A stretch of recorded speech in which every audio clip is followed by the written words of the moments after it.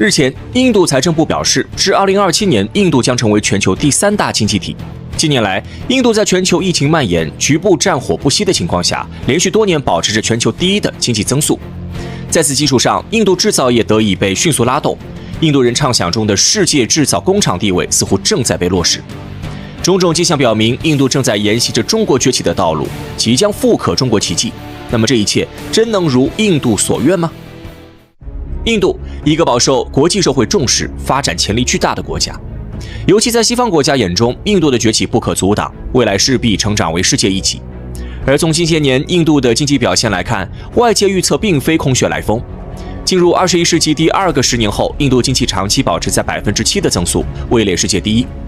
尤其是近几年，随着印度与世界其他地区经济融合程度不断加深，使其从全球经济复苏中收益力度加大，反过来进一步促进了其短期内经济稳定增长。2023财年，印度在全球战乱不断、经济形势总体下行的情况下，仍保持了7%的 GDP 增速，并以3.49万亿的经济总量超越英国，成为全球第5大经济体。截至目前，印度经济发展状况依旧保持迅猛劲头。亚洲银行对印度2024财年经济作出预测，认为其 GDP 增速仍能维持在6.7%。另外，国际货币基金组织和世界银行对此的预测为6.3%。而印度方面经济专家则乐观估计，2024至2025财年，印度仍能实现7%的 GDP 增速。莫迪政府更是表示，印度将在2027年超越日本和德国，成为全球第3大经济体，并在2047年成为发达国家。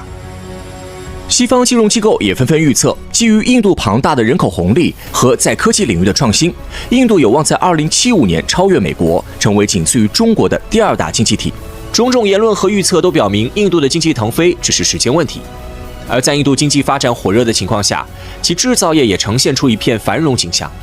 2024年1月30号，印度政府宣布将手机塑料、金属制件、SIM 卡插槽等零部件的关税从15%降低至10%。此前，印度出于贸易保护主义倾向，极少做出主动减免关税之举，更多情况下是频繁加码关税。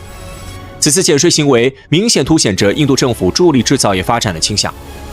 据印度手机和电子协会方面透露，这是莫迪政府为提高印度手机制造业竞争力采取的措施，利用低进口关税扩大规模，将印度打造为全球电子产品制造中心，是印度制造业走向繁荣的关键一步。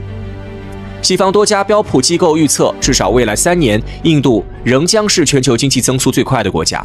印度能否抓住这个机会，一举成为下一个全球制造业中心，这是一个巨大的考验和机遇。而莫迪政府对手机和电子产品的减税扶持，就是印度开始着力发展制造业的一个缩影。除经济快速发展、制造业一片繁荣之外，近些年印度政治与军事层面的崛起同样引人注目。上世纪40年代独立后，全面继承西方民主制度的印度，一度因国民识字率低、经济发展滞后、语言多样性难题，难以将民主制度推向全国。但经过大半个世纪的实践，印度人显然已经将从英国殖民时期继承下来的自由民主原则融入到印度特有的政治环境中，并塑造出具有本土特色的民主政治。军事上，印度拥有庞大的军队规模、持续增长的国防开支、先进的武器装备、不断增加的核武数量，以及国防生产发展的强劲势头。尽管在军事科技自主研发领域，印度一直饱受外界诟病，但这并不能否认印度的军事实力突飞猛进，已位居世界前列的事实。纵观印度各个领域的发展，印度人仿佛正在复刻中国崛起的老路。然而事实真如印度人所期待的那样吗？答案显然并非如此。不可否认的是，印度当前经济发展速度和总体经济规模的确有超越日本、德国乃至美国的潜力，但更加不容忽视的是，印度经济前行道路上必须面对的几大难题。首先，印度存在极大的贫富差距。印度是一个由少数且富有的精英阶层和大量贫困人口组成的社会，这种巨大的贫富差距在某种程度上会阻碍其经济发展。为了改善贫富差距过大的情况，印度政府近些年已经采取了强制教育、给下层民众提供更多工作机会、调整税收等政策，但从结果来看，社会贫富差距现象仍没有得到有效控制。根据世界银行的数据，印度在1994至2012年期间，成功的使1.33亿人摆脱了贫困，极端贫困人口大幅下降。然而，目前全球1/4的极端贫困人口仍生活在印度。导致印度贫富差距难题无从解决的因素是多方面的，比如印度社会根深蒂固的种姓制度，再比如独立之初，印度一味强调发展工业，对农业发展忽视，导致大片土地掌握在上层社会手中，贫苦农民获利甚少，常年徘徊在贫困线附近。再加上印度对初级教育投入的不足，税收政策的失衡，最终导致贫富差距成为印度经济发展的一大阻碍。另外，印度经济发展看似一片欣欣向荣，实则正面临着产业结构严重失衡问题。印度在部门或产业间的经济增长存在着严重的不平衡，一方面是服务业对国内生产总值的贡献一直居高不下，而工业的发展水平相对落后。整体来看，印度产业不平衡主要受制于劳动力教育程度不高、基础设施落后等问题。印度人口众多，而且农村人口占比很高，但农业产值却一直很低。印度的产业结构失衡导致就业岗位严重短缺。据统计，印度每年至少有1000万个就业岗位需求，而印度自身每年只能提供约100万个就业岗位。如果没有足够多的就业机会支撑，印度的人口红利就有可能转化为人口灾难。最后，印度经济看似增速飞快，但其国内的基础设施长期落后，时间一长势必会拖累国家经济增速。一国或地区基础设施的配备状况，深刻影响着其制造业和农业的发展。世界银行曾指出，基础设施建设的数量增加10%，则人均国内生产总值一般将增长0.7%至1%。但就目前印度的基建情况来看，交通、能源、教育、医疗等各方面的发展均不尽如人意。以印度交通为例，印度铁路系统庞大，运行繁忙，是世界上最大的铁路系统之一。但由于建造年限久远，各线路普遍面临设备陈旧、故障频发等问题，因此目前公路承担着印度高达60%的货运和85%的客运量。其中，高速公路只占不到全国公路网的2%，并且只有1/4的国道是4车道。在印度所有类型的道路中，只有约占47.3%的公路铺好了路面。此外，有将近1/3的村庄没有全天候公路，城市交通也非常拥挤。海运方面，由于印度海岸线很长，因此港口很多，不过其港口普遍很小，且设施陈旧，港口设施卸载货物的速度非常缓慢，通常平均需要3天时间。总体看来，印度交通基建发展速度远远跟不上其经济增速，这个问题会在印度经济持续增长的过程中逐渐凸显。不光是经济发展问题重重，印度繁荣制造业的背后同样存在诸多桎梏。不同于传统发展路径，印度人走的是一条跳过工业化，直接从农业转向服务业的捷径。这是一种服务业优先发展，以迅速带动经济增长的模式。